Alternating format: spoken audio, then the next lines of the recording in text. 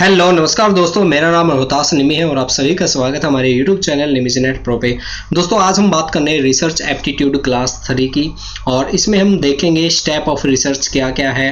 और दोस्तों आपने एग्जाम में देखा होगा simple research, action research, descriptive research या फिर रिसर्च प्रपोजल और साइंटिफिक रिसर्च से काफ़ी क्वेश्चन एग्जाम में आए हैं और हर बार इसमें से एक क्वेश्चन आने की संभावना रहती है। तो इस क्लास में हम दोस्तों सबसे पहले थ्योरी करेंगे और उसके बाद में इससे रिलेटेड 2012 से लेकर आज तक जो भी क्वेश्चन आए उन सभी क्वेश्चन को देखने वाले हैं।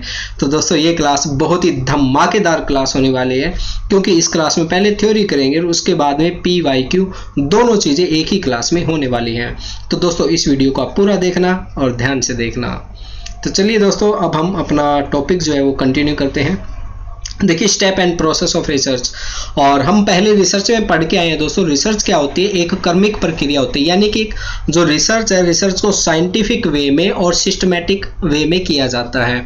साइंटिफिक और सिस्टमैटिक वे का मतलब ये है कि जो स्टेप हमने निर्धारित किए उसी के अकॉर्डिंग हमें चलना होगा। ये नहीं है कि पहले कोई सा स्टेप कर लिया फिर कौन सा कर लिया फिर कौन सा कर लिया, ऐसा उसमें नहीं हो सकता। जो हमने स्टेप बना रखे उसी के अकॉर्डिंग चलना जरूरी है जी। तो इसमें देखिए सबसे पहला आता है हमारा सिंपल रिसर्च आती है। सिंपल रिसर्च के क्या क्या स्टेप है वो हम देखते हैं। एक आपको क्वेश्चन देखने को मिलता है, इसके अंदर नॉर्मली भी क्वेश्चन पूछ लिया जाता है कि रिसर्च करने के लिए सबसे पहली ज़रूरत क्या है, रिसर्च की सबसे बेसिक रिक्वायरमेंट क्या है। रिसर्च करने के लिए दोस्तों सबसे पहले सिलेक्शन ऑफ प्रॉब्लम। इसको कई बार एग्जाम में ऐसा भी लिखा गया कि selection of question, find out the question, और इस तरह से क्वेश्चन आपको मिलता है। तो अगर वहां पे ये लिखा जाए सिलेक्शन ऑफ क्वेश्चन या find out the question, required question, तो वो चीज़ भी सही है, यानी कि सिलेक्शन ऑफ प्रॉब्लम।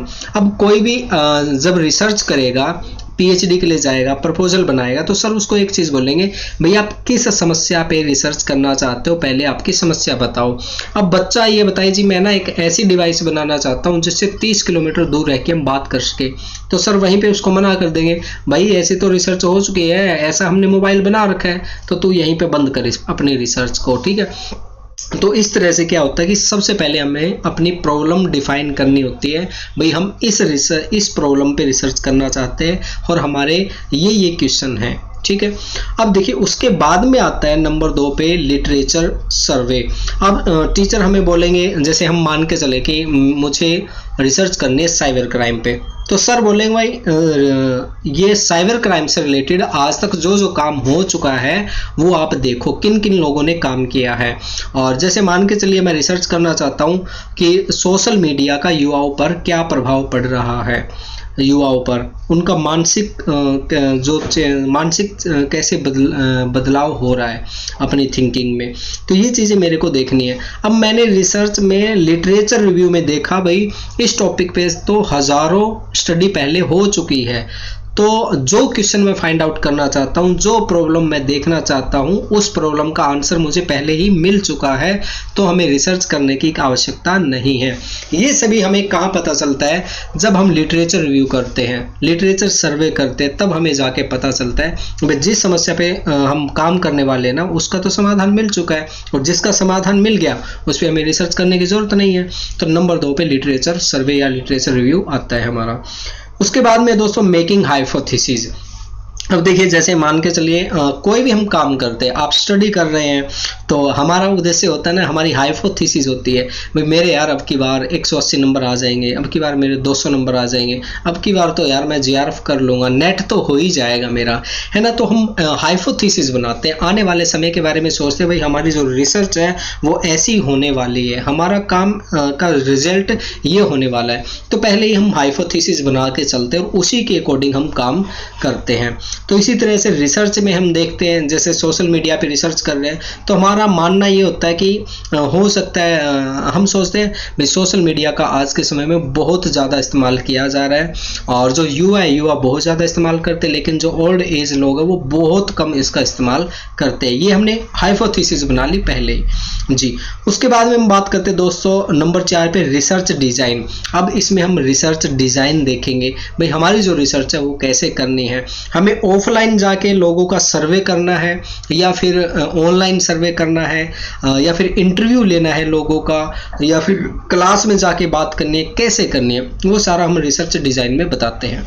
उसके बाद में सैम्पलिंग भाई जो हम रिसर्च करना चाहते हैं उसमें सैंपल तो चाहिए ना हमें।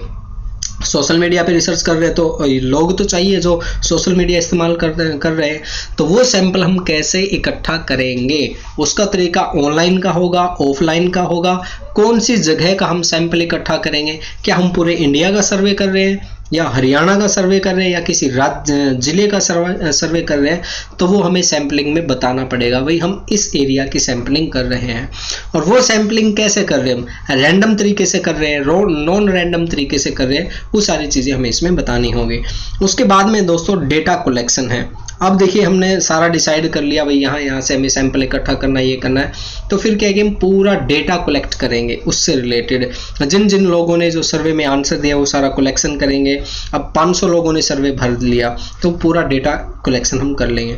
उसके बाद में आता है हाइपोथेसिस टेस्टिंग, या इससे पहले एक और स्टेप आता है हमारा, उसको हम बोलते हैं डेटा एनालिसिस बोलते हैं। डेटा एनालिसिस या हाइपोथेसिस टेस्टिंग। डेटा एनालिसिस में जो हमने डेटा इकट्ठा किया उसको एनालिसिस करके देखते हैं। अब 500 लोगों का हमने सर्वे किया जिसमें बूढ़े ने भी आंसर दिया है, 30 साल का जो लड़का है उसने भी आंसर दिया है, 20 साल के ने भी, 50 साल के ने भी, सभी ने मिक्सअप दिया है। अब हम उसको एनालिसिस करेंगे, यानी कि हम उनको सभी को डिवाइड कर लेंगे। जो 30 साल से ऊपर के उनको अलग, 50 साल से ऊपर है उनको अलग, जो शहर में रहते हैं उनको अलग कर लिया, गांव में रहते हैं उनको अलग कर लिया। फिर उसको हम एनालिसिस करेंगे भाई 20 साल से लेके 30 साल के लोग कितना इस्तेमाल करते हैं इंटरनेट का, वो हमने देखा। उन लोगों में क्या क्या चेंजेस आए वो हमने देखे, और जो बड़े लोग हैं वो सोशल मीडिया का इस्तेमाल कैसे करते हैं वो हमने देखा। तो उसको हम एनालिसिस करते हैं, और एनालिसिस के दौरान हम देखते हैं कि जो हाइपोथेसिस हमने बनाई थी, जो परिकल्पना हमने पहले की थी, क्या उसी के अकॉर्डिंग हमारा डेटा आया है क्या। अब हमने देखा पहले परिकल्पना बनाई थी भाई जो युवा है वो बहुत ज़्यादा इस्तेमाल करते हैं इसका इंटरनेट का, तो हमें पता चला रिसर्च में हाँ भाई रियली में इसका बहुत ज़्यादा इस्तेमाल करते हैं।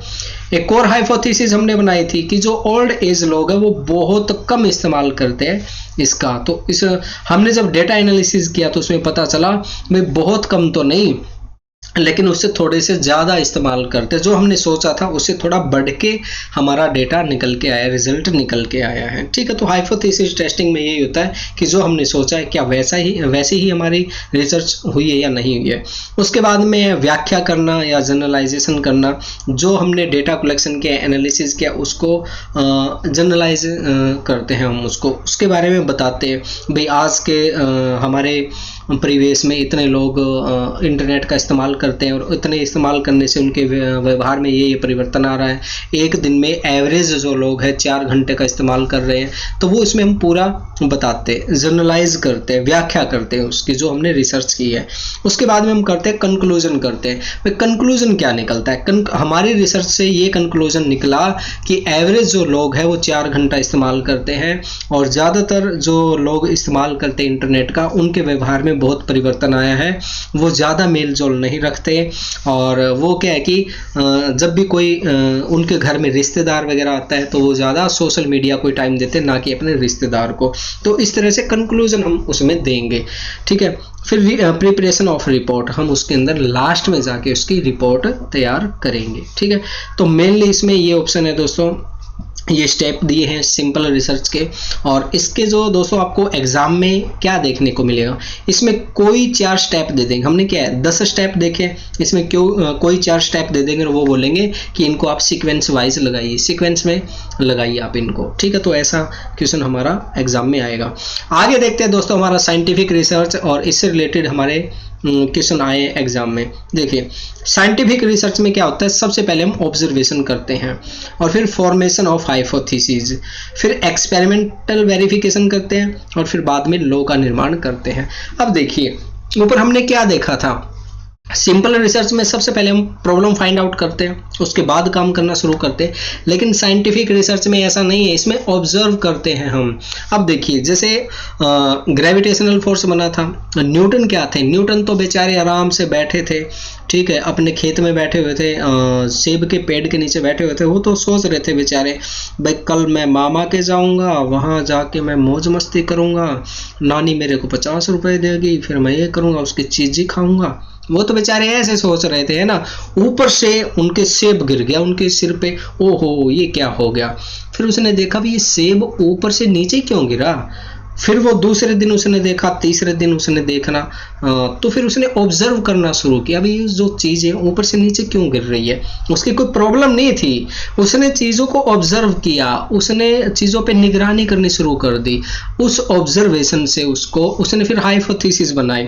हाइपोथेसिस क्या बनाई भाई, कोई भी चीज ऊपर से पड़ेगी वो नीचे ही गिरेगी, ठीक है। और फिर उसने कई मतलब कल्पनाएं करनी शुरू कर दी, भाई ऐसा होगा तो ये होगा, ये होगा तो वो होगा, ठीक है। फिर उसने एक्सपेरिमेंटल वेरिफिकेशन शुरू की। उसने सेब के अलावा फिर और कोई चीज़ लेके आए, वो नीचे डाल के देखी, और चीज़ लेके आए, फिर वो नीचे डाल के देखी। उसने 20 चीज़ें डाल के देखी। उसने वेरिफिकेशन की, क्या रियली में ऐसा होता है या सेब के साथ ही ऐसा होता है।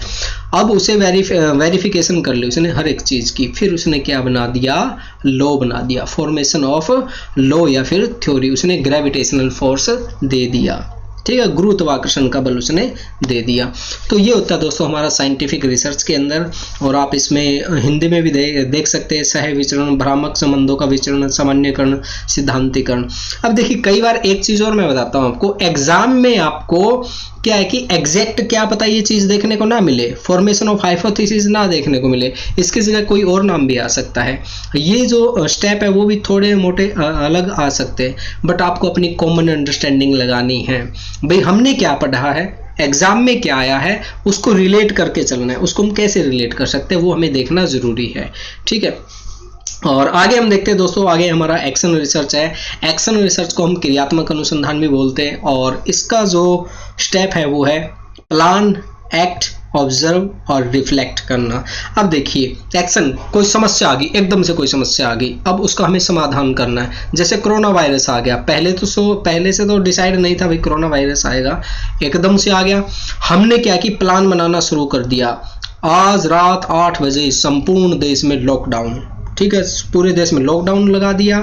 और जो अस्पतालों के कर्मचारी थे उनकी छुट्टी रद्द कर दी, स्कूलों की छुट्टी कर दी, कॉलेज की छुट्टी कर दी, और सभी में लॉकडाउन लगा दिया। कोई किसी से बात नहीं कर, मतलब घूम फिर नहीं सकता। पूरा प्लान बना लिया। फिर पहले तो प्लान बनाया, उसके बाद फिर उसको एक्ट में लेके आए। एक्ट में कैसे, कोई भी अगर घूमता फिर रहा ना, उसको उसके पिछवाड़े पे मारो, पुलिस को आदेश दे दिए गए।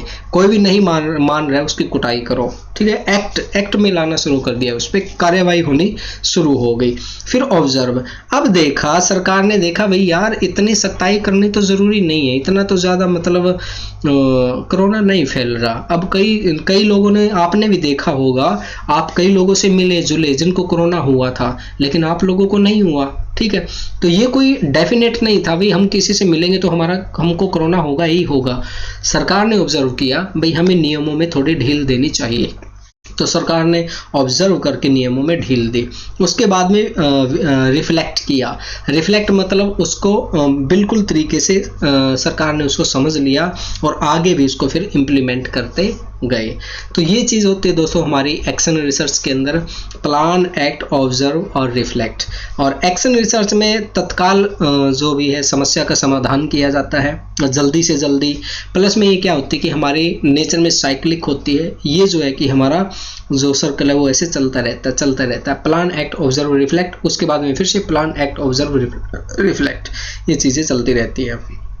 अब उसके बाद में दोस्तों शोध निबंध के तत्व, जो हम डिसर्टेशन लिखते हैं तो उसके क्या क्या तत्व हो सकते हैं, एलिमेंट्स क्या क्या हैं। और रिसर्च आर्टिकल जो लिखते हैं उसमें क्या क्या होगा, उसमें दोस्तों इंट्रोडक्शन होगा हमारा, लिटरेचर रिव्यू होगा, रिसर्च मैथोलॉजी बताएंगे भाई हमारी रिसर्च में क्या क्या मैथोलॉजी लगने वाली है। उसके बाद में जो रिजल्ट निकलेगा वो हम उसमें बताएंगे डायरेक्टली। और उसके बाद में डिस्कशन एंड कंक्लूजन देंगे। मुख्य रूप से 5 स्टेप इसमें होते हैं शोध निबंध के तत्व में या डिसर्टेशन में, ठीक है। उसके बाद में हम बात करते हैं दोस्तों डिस्क्रिप्टिव रिसर्च। डिस्क्रिप्टिव रिसर्च जैसे मैंने आपको बताया, डिस्क्रिप्टिव रिसर्च किसको बोलते हैं, जिसमें हम मतलब उद्देश्यों की व्याख्या करते हैं, हम उसमें एक्सप्लेन नहीं करते, केवल उसको हम डिस्क्राइब करते हैं। जैसे एक एग्जांपल दिया था मैंने पहले की क्लास में, स्कूल में क्या है कि 6ठी 7वीं क्लास में जो टीचर हमें खड़ा करते थे और बोलते थे बच्चे ये एक लेसन पढ़, एक ये पेज पढ़, तो हम क्या है कि उस पेज को पढ़ते थे, ठीक है। एक राजा था और उसने ये किया वो किया, हम पढ़ रहे थे, हमें नहीं पता इसका मतलब क्या है। सर फिर क्या बोलते थे, भाई बैठ जा, अब मैं तुम्हें समझाऊंगा। हमारा काम क्या होता था, उसको डिस्क्राइब करना, उसको पढ़ना, उसकी व्याख्या करना, उसको समझाने का काम टीचर का होता था।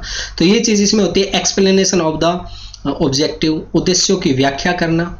सिलेक्शन ऑफ टेक्निक्स, अब जो टेक्निक हमें सिलेक्शन करनी है वो हम इसमें करेंगे। पहले हम एक्सप्लेनेशन करेंगे उसकी, ऑब्जेक्टिव्स की, उसके बाद में selection of samples, data collection, data classification और एनालिसिस, फिर है रिपोर्ट राइटिंग। तो ये चीज़ें इसके अंदर होती है दोस्तों, स्टेप ऑफ डिस्क्रिप्टिव रिसर्च। उसके बाद में जो लास्ट में सबसे आता है दोस्तों, रिसर्च प्रपोजल या फिर रिपोर्ट।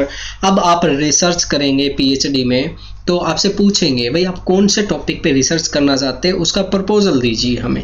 प्रपोजल का मतलब है कि आने वाले 5 साल में आप क्या क्या करने वाले हैं, आपका क्या उद्देश्य है, वो चीज़ें हमें इसमें बतानी होती है। तो सबसे पहले हमें इसमें इंट्रोडक्शन देना है, भाई हमारी रिसर्च इस विषय पे है, हम इस विषय पे रिसर्च इसलिए करना चाहते हैं, इसका रीज़न ये है वो सारा इंट्रोडक्शन हमें देना होता है स्टार्टिंग में सबसे पहले। फिर हम एम बताते हैं, भाई हमारी रिसर्च करने का उद्देश्य क्या है, क्यों हम रिसर्च करना चाहते हैं, इससे हमारे समाज को क्या फ़ायदा होगा वो हम बताएंगे। उसके बाद में जैसे एम और ऑब्जेक्टिव लगभग दोनों एक ही चीज़ है। उसके बाद में मेथोलॉजी, हमारी जो रिसर्च होगी उसमें कौन कौन से मेथड का हम इस्तेमाल करेंगे।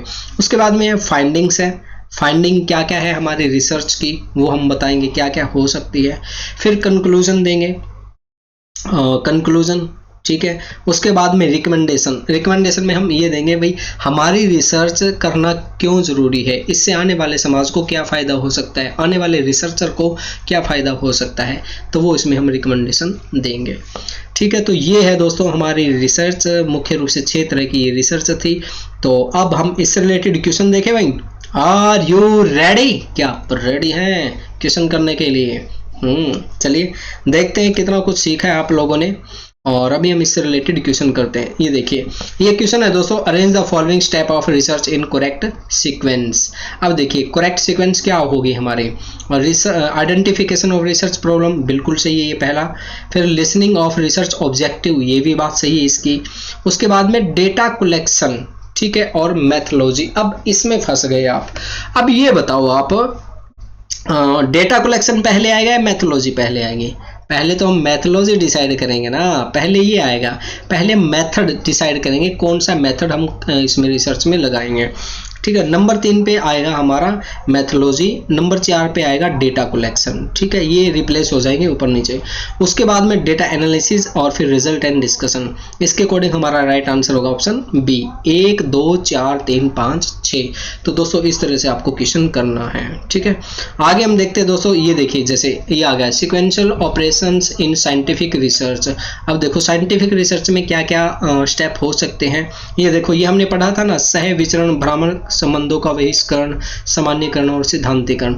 अब देखिए इंग्लिश में इसको थोड़ा सा अलग करके दे दिया, covariation, elimination of superiors, relationship, generalisation and थ्योराइजेशन।